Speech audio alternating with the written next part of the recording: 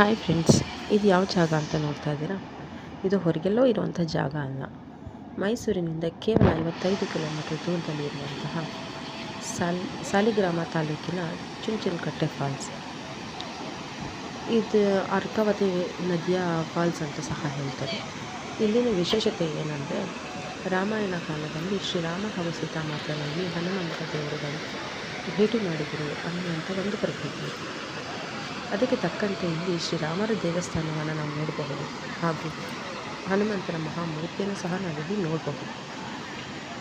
ಇಲ್ಲಿನ ಫಾಲ್ಸ್ ನೋಡೋದಕ್ಕೆ ತುಂಬ ಚೆನ್ನಾಗಿದೆ. ಕಣ್ಣನ್ನು ಸೆಳೆಯುವಂಥ ಈ ಫಾಲ್ಸನ್ನು ದೂರದಿಂದ ನೋಡಿ ನಾವು ಆನಂದಿಸಬಹುದು ಹೊರತು ಇಲ್ಲಿ ನೀರಿನಲ್ಲಿ ಇಳಿದು ಆಟ ಆಡುವಂತಹ ಯಾವುದೇ ಅವಕಾಶಗಳು ಇರೋದಿಲ್ಲ. ಹಾಗೂ ಇಲ್ಲಿಗೆ ಬೇರೆ ಅಂದರೆ ಸರ್ಕಾರಿ ವಾಹನಗಳ ಅಥವಾ ಸರ್ಕಾರಿ ಬಸ್ಸುಗಳ ಸೌಲಭ್ಯ ಇರೋದಿಲ್ಲ.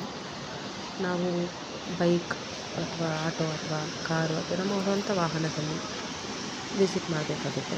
ಇದು ಫ್ಯಾಮಿಲಿ ಜೊತೆಗೆ ಅಥವಾ ಫ್ರೆಂಡ್ಸ್ ಜೊತೆ ಪಿಕ್ನಿಕ್ಕಿಗೆ ಅಥವಾ ಮಕ್ಕಳಿಗೆ ಒನ್ ಡೇ ಪ್ರವಾಸಕ್ಕೆ ಅಂತ ಹೇಳಿ ಮಾಡಿಸಿದಂತಹ ಜಾಗ ಅಂತ ನಾವು ಹೇಳಬಹುದು. ನಾನು ಮೊದಲೇ ಹೇಳಿದಾಗೆ ಇಲ್ಲಿ ನಾವು ಶ್ರೀರಾಮ ದೇವರ ದೇವಸ್ಥಾನವನ್ನು ನೋಡಬಹುದು. ಅದರ ಜೊತೆಗೆ ಹನುಮಂತನ ಮಹಾಮೂರ್ತಿಯನ್ನು ಸಹ ನಾವಿಲ್ಲಿ ನೋಡಬಹುದು. ಹಾಗೆ ಮಕ್ಕಳನ್ನು ಇಲ್ಲಿ ಕರ್ಕೊಂಡು ಬಂದರೆ ಏನಪ್ಪ ದೇವಸ್ಥಾನ ಅನ್ನೋ ಹಾಗಿಲ್ಲ. ಮಕ್ಕಳಿಗೆ ಆಟ ಆಡೋದಕ್ಕೆ ಅಂತ ಹೇಳಿ ಒಂದು ಪಾರ್ಕ್ ಸಹ ಇದೆ. ಮಕ್ಕಳ ಆಟದ ಪಾರ್ಕ್, ಆಟದ ಮೈದಾನ ಸಹ ಇಲ್ಲಿ ಇದೆ. ಹಾಗಾಗಿ ಮಕ್ಕಳ ಜೊತೆ ಒಳ್ಳೆ ಟೈಮ್ ಸ್ಪೆಂಡ್ ಮಾಡ್ಬೋದು.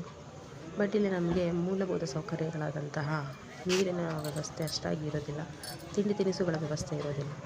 ನಮ್ಮ ಊಟದ ವ್ಯವಸ್ಥೆ, ನೀರಿನ ವ್ಯವಸ್ಥೆ ಏನಿದೆ ಅದನ್ನು ನಾವು ಬರಬೇಕಾದ್ರೆ ನಾವೇ ವ್ಯವಸ್ಥೆ ಮಾಡ್ಕೊಂಡು ಬಂದರೆ ಆರಾಮಾಗಿ ಇಲ್ಲಿ ಟೈಮ್ ಸ್ಪೆಂಡ್ ಮಾಡ್ಬೋದು. ಫ್ರೆಂಡ್ಸ್ ಜೊತೆಯೂ ಸಹ ಇಲ್ಲಿ ಬಂದು ಒಳ್ಳೆ ಫೋಟೋಶೂಟ್ ಅಥವಾ ರೀಲ್ಸ್ ಮಾಡೋಂಥ ಈಗಿನ ಟ್ರೆಂಡ್ ಅಲ್ವಾ, ರೀಲ್ಸ್ ಎಲ್ಲ ಮಾಡುವಂಥದ್ದು. ಅದಕ್ಕೆ ಈ ಜಾಗ ಒಳ್ಳೆ ಜಾಗ ಅಂತ ಹೇಳ್ಬೋದು. ಒಂದು ದಿನದ ಪ್ರವಾಸಕ್ಕೆ ಆರಾಮಾಗಿ ಬಂದು ಹೋಗಬಹುದು. ಹೆಚ್ಚಿಗೆ ಪ್ರಯಾಣವೂ ಇರಲ್ಲ.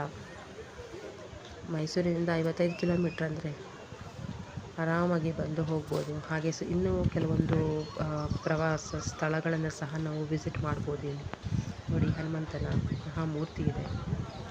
ಹನುಮಂತ ಭಕ್ತರಿಗೆ ಇದ್ದಂಥ ಒಂದು ಖುಷಿ ಕೊಡುವಂಥ ಜಾಗ ಅಂತ ಸಹ ಹೇಳಬಹುದು. ಹಾಗೆ ಇಲ್ಲಿ ಫ್ರೆಂಡ್ಸ್ ಜೊತೆ ಕೂಡ ಬಂದು ಆರಾಮಾಗಿ ಎಂಜಾಯ್ ಮಾಡ್ಬೋದು. ಅಂದರೆ ಒಂದು ಒಳ್ಳೆಯ ಜಾಗನ ವಿಸಿಟ್ ಮಾಡಿದಾಗುತ್ತೆ. ಫ್ಯಾಮಿಲಿ ಜೊತೆ ಬಂದರೂ ಕೂಡ ಒಳ್ಳೆ ಟೈಮ್ ಸ್ಪೆಂಡ್ ಮಾಡಬಹುದು. ನೀವು ಸಹ ನಿಮ್ಮ ಕುಟುಂಬದವರೊಂದಿಗೆ, ಫ್ರೆಂಡ್ಸೊಂದಿಗೆ ಈ ಸ್ಥಳಕ್ಕೆ ಒಂದು ಸಲ ಭೇಟಿ ನೀಡಿ ನಿಮ್ಮ ಅನುಭವ ಏನು ಅನ್ನೋದನ್ನು ಕಮೆಂಟ್ ಸೆಕ್ಷನಲ್ಲಿ ಅಪ್ಡೇಟ್ ಮಾಡಿ ಫ್ರೆಂಡ್ಸ್. Thank you.